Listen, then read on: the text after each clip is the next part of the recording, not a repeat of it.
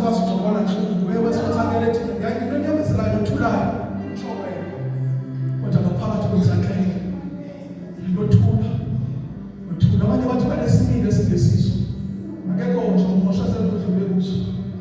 akhange ufumane iclosure akhange ufumane into evala kabuxole nawe usheke ushile unemibuzo ayikahle ngeke umbuzo namhlanje kodwa ndifuna ukuxelela speakers la yabizwa kazi lakho yabizwa ukhayini abona brother wakhe wangathi kwenzekanga ngathi kwethuka kanti usuli ngiyabona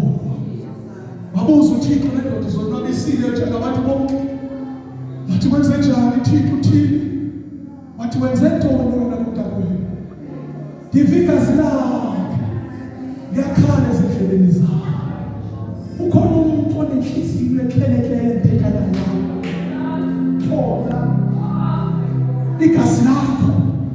alimphumisanga ezindlebeni zakho iyalizwa ngoba lento zathi kulala because you have healed you need to be healed you need to be delivered vala mehlo